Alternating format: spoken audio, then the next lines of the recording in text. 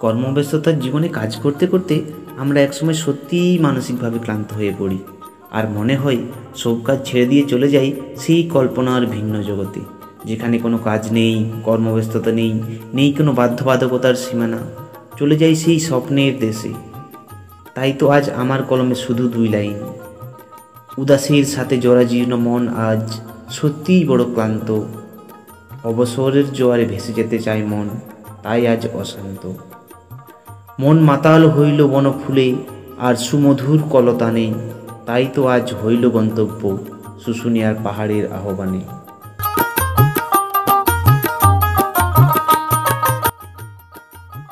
হ্যাঁ বন্ধুরা, আপনারা ঠিকই ধরেছেন। আজ আমাদের গন্তব্য বাঁকুড়া জেলার সেই শুশুনিয়া পাহাড়। বাঁকুড়া প্রধান শহর থেকে প্রায় 22 কিলোমিটার দূরে। চলুন এক নজরে দেখে নিই এখানকার অপরূপ মনমুগ্ধকর সেই প্রাকৃতিক সৌন্দর্যতা।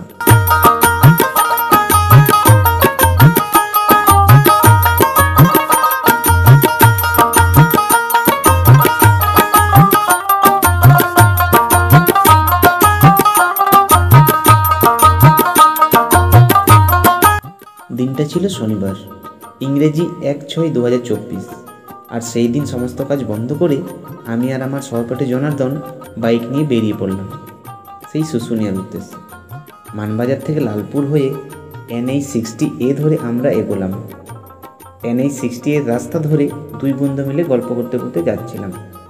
মাঝে কালো রাস্তা, রাস্তার 2 পাশে সবুজ গাছ, সকাল সকাল ঠান্ডা হাওয়া, গাড়ি ঘোড়া যাওয়া আসা একটু কম। এইসব মিলে দারুণ জমছিল আমাদের যাত্রাটা। অবশেষে আমরা ছাতনা পৌঁছালাম। মাইলস্টোন দেখে বুঝলাম আর মাত্র 7 কিমি, তারপরেই আমাদের গন্তব্য। ছাতনা থেকে বাঁদিকে বেঁকে ছাতনা রেল ক্রসিং অতিক্রম করে যেতে লাগলাম গ্রাম বাংলার অপরূপ সেই প্রকৃতি দেখতে দেখতে। এবার দেখা গেল রাস্তা থেকেই সেই শুশুনিয়া পাহাড়, যার জন্য এত উদ্বেগ নিয়ে আমাদের আসা। আমরা যত পাহাড়ের কাছে যাচ্ছিলাম দেখে মনে হচ্ছিল যেন আজ মেঘ নেমে এসছে পাহাড়ের চূড়াকে চুম্বন করতে। আবার একসময় মনে হচ্ছিল যেন আজ তো একটা হাতি মরে পড়ে আছে। আমার সহপাঠী বলল, ভাবনার জগতে থাকলে অনেক কিছুই মনে হয়, চলো এগোনো যাক পাহাড়ের দিকে। মোড়ের মাথায় ডান দিকে ঘুরে গলি রাস্তা ধরে পৌঁছালাম পাহাড়ের নিচে। নিচেই মন্দির রয়েছে, চারিদিকে চুপচাপ শান্ত। বড় আমগাছির স্নিগ্ধ বাতাসে জায়গাটাতে শান্তি বিরাজ করছে। পর্যটকের সংখ্যাও অনেক কম ছিল। পাশেই দর্শন করলাম সেই পাহাড়ের কোলে বেয়ে আসা ঝর্ণার জল, যেটা এখানকার প্রাচীনতম ইতিহাসের ঐতিহ্য। দিনরাত সবসময়ই এখানে নাকি জল পড়তে থাকে, কোনো দিনও বন্ধ হয় না। সুন্দর কারুকার্যের মাধ্যমে নালা করে দেওয়া হয়েছে, আর সেই জলে পর্যটকরা স্নানও করছেন, কেউ বা সেই জল পানও করছেন। এই ঝর্ণার জল নিয়ে অনেক গবেষণাও রয়েছে। ঝর্ণার পিছন থেকে দেখুন পাহাড়ের কোল বেয়ে উদ্ভূত জল নালার মাধ্যমে কেমন একটা নির্দিষ্ট জায়গায় এসে পড়ছে। ঝর্ণা তলার পাশ দিয়ে গিয়েছে পাহাড়ের রাস্তা। এটাই পাহাড়ে ওঠার প্রধান রাস্তা, সেই দিকে আমরা এগোলাম।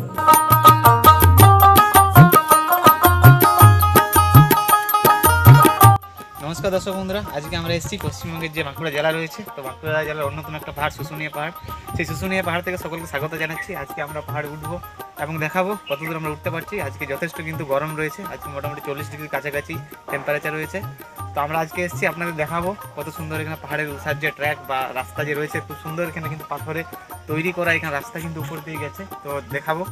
আপনারা আসবেন অবশ্যই, এখানে কিন্তু আপনার জল নিয়ে আসবেন, এবং এখানে জল না নিয়ে এলেও কিন্তু পাশের দোকান রয়েছে, একটু একটু করে উঠবেন। এখানে ডান দিকে কিছুগুলো দোকান রয়েছে, কিন্তু একটা ডিস্টেন্সে আসার পর কিন্তু আপনারা আর কোনো দোকান পাবেন না। তো চলুন কতটা আমরা যেতে পারছি। আজকে টেম্পারেচার বেশ ভালোই রয়েছে, তো দেখতে থাকুন আপনারা।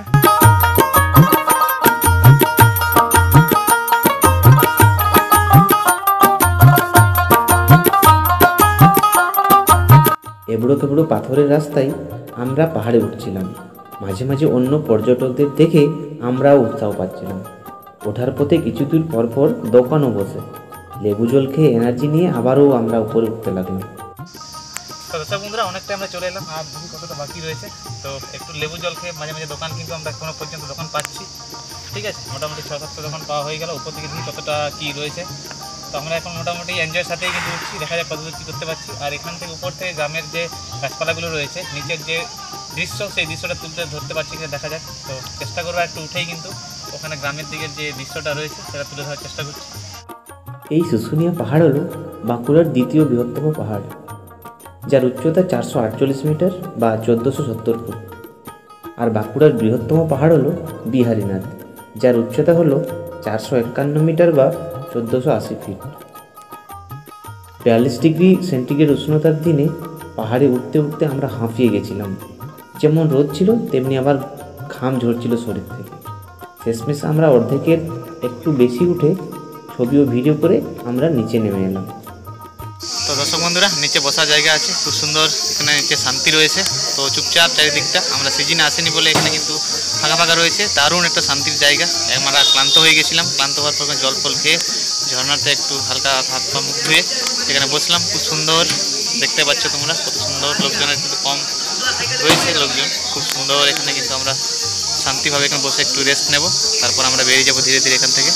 দর্শক বন্ধুরা, আমি এই মুহূর্তে দাঁড়িয়ে রয়েছি শুশুনিয়া থেকে পেরিয়ে একটা ডান দিকে রাস্তা চলে এসেছে, পাকা রাস্তা।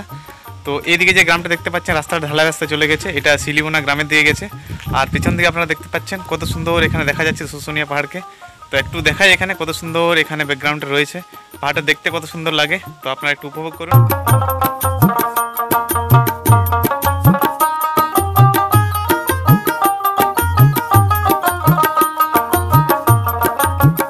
পাহাড়কে ডান দিকে রেখে হালকা গতিতে আমরা এগিয়ে গেলাম। শিলিগুনা গ্রাম ঢোকার আগেই বাঁদিকে দেখা মিলল এক খেজুরের বাগান। চাষের জমির আলের উপর সারি সারি গাছের শোভাময় অপূর্ব দৃশ্য দেখে আমরা বাইক ঘুরিয়ে তার কাছে গেলাম। দক্ষিণ ভারতে অর্থাৎ কেরালা, গোয়া, বিশাখাপত্তনমে সমুদ্রের উপকূল এলাকায় যেমন সারি সারি নারকেল গাছের অপরূপ সৌন্দর্যতায় যেন প্রকৃতি রূপসজ্জায় সজ্জিত হয়ে ওঠে, পুরুলিয়া বাঁকুড়া এই যেন তার ঘাটতি পূরণ করে। তবে এক্ষেত্রে গ্রাম্য প্রকৃতি, বিকেল 4টের মৃদুমন্দ বাতাস ও হালকা বাতাসের শস্য শব্দে সরসর পাতার শব্দ যেন আপনার অনুভূতিকে বাড়িয়ে দেওয়ার জন্য কম কিছু নয়।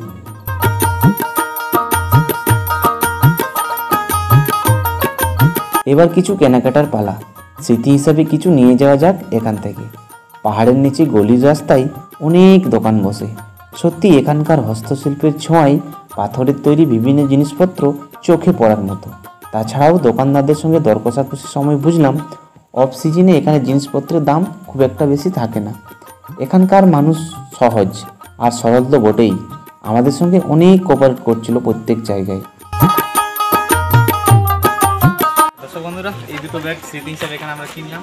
মোটামুটি 90 টাকা করে নিল। খুব একটা ভালো দোকান, দরদামের জন্য আমরা করলাম। তো মোটামুটি 90 টাকা করে নিল, ভালো লাগলো। তো নিয়ে যাচ্ছি বাড়ি। এবার আপনাদের কিছু হোটেলের ঠিকানা ও যোগাযোগ নম্বর দিই, যেখানে আপনার থাকতে ও খাওয়া দাওয়া করতে কোনো অসুবিধাই হবে না। আর এই হোটেলগুলি পাহাড়ের খুব পাশেই।